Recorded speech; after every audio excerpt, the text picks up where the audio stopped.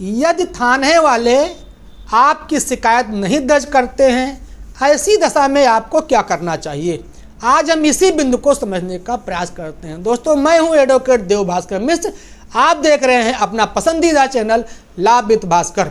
यदि थाने वाले आपकी शिकायत नहीं दर्ज करते हैं तो ऐसी दशा में आपको क्या करना चाहिए।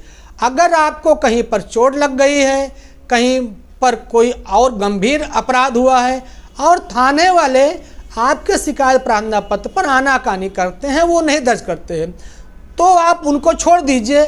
आप उनसे ऊपर के अधिकारी एसएसपी महोदय, डीएम महोदय, डीआईजी महोदय, सीओ के समक्ष जाकर अपना शिकायत प्रार्थना पत्र दीजिए और जो आपके साथ घटना हुई है, जैसे सपोज कीजिए आपको चोट लगी है, तो उस चोट का मेडिकल उस शिकायत प्रार्थना पत्र के साथ संलग्न करते हुए दीजिए। निश्चित तौर पे वो आपकी एफआईआर दर्ज करते हैं। लेकिन होते तो ये पुलिस वाले हैं, ये अपने पर आ जाए तो आपको स्वतः समाप्त कर सकते हैं, अपने पर ना आए, नियम पर आए तो आपकी सारी राह आसान कर देते हैं। लेकिन यदि पुलिस वाले मान लीजिए कहीं से प्रभावित हुए हैं, आपकी शिकायत नहीं करते हैं, आपकी शिकायत नहीं दर्ज करते हैं, तो ऐसी दशा में आप क्या करेंगे। क्या आपकी शिकायत या आपका प्रथम सूचना रिपोर्ट अब नहीं दर्ज होगा? जी नहीं, ऐसा नहीं है मित्रों।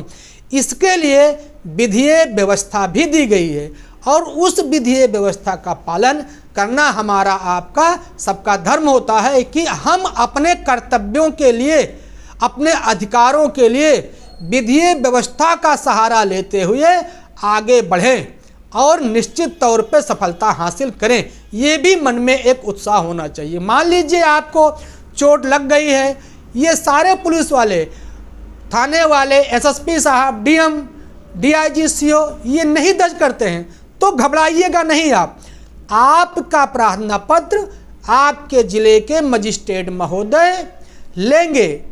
उसके लिए सीआरपीसी की व्यवस्था 156(3) के अंतर्गत आप अपना समस्त मेडिकल प्रमाण पत्र और शिकायत प्रार्थना पत्र की कॉपी लेकर आप स्वयं मजिस्ट्रेट महोदय के समक्ष जाइए, या आपका जो क्षेत्र के विश्वस्त पात्र वकील साहबान हैं उनको साथ लेकर जाइए, उनसे वकालतनामा लगवाइए और उनसे बहस करवाइए।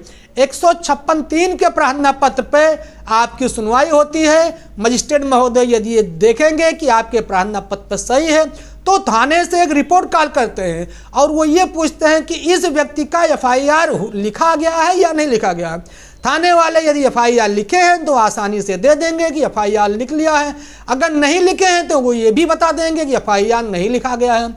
ऐसी दशा में आपके समस्त कागजों का परीक्षण करने के उपरांत मजिस्ट्रेट महोदय थाना अध्यक्ष को सीधा एफआईआर दर्ज करने का आदेश दे देंगे। यही नहीं मित्रों, एफआईआर दर्ज करने के उपरांत मजिस्ट्रेट महोदय को सूचना भी देना पड़ता है। यानी जो एफआईआर थाने पर लिखी जाती है वो कोर्ट में आकर संलग्न होती है और कोर्ट में उसको देना पड़ता है कि जो आपने 156(3) का प्रार्थना पत्र दिया है उसी के लाइट में ही तो एफआईआर दर्ज हुई है। कहीं ऐसा तो नहीं है कि पुलिस वाले एक दो लाइन इधर उधर करके आपकी एफआईआर कुछ गलत तथ्य के आधार पर दर्शा दिए गए हैं।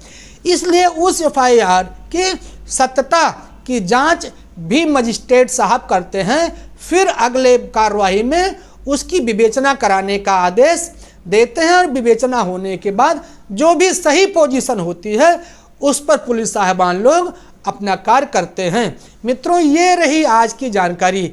यदि आपकी एफआईआर थाने वाले नहीं लिखते हैं तो आप मजिस्ट्रेट महोदय के समक्ष 156(3) के प्रार्थना पत्र स्वयं के माध्यम से या वकील साहबान के माध्यम से देकर दर्ज करा सकते हैं अपनी शिकायत। एफआईआर के माध्यम से विवेचना होगी, चार्जशीट आएगी, आगे मुकदमा चलेगा। जो भी दोषी होगा उसको सजा मिलेगी, जो निर्दोष होगा वो छूट जाएगा। मित्र, आज के लिए बस इतना ही। आप मेरे चैनल को प्रोत्साहन करने के लिए एक सब्सक्राइब अवश्य कर दीजिएगा। आज के लिए बस इतना ही। इसी तरीके से अगले कार्यक्रम में मिलेंगे एक छोटे से वीडियो के तहत। तब तक के लिए प्रणाम। धन्यवाद। मित्र सब्सक्राइब अवश्य कर दीजिएगा। धन्यवाद।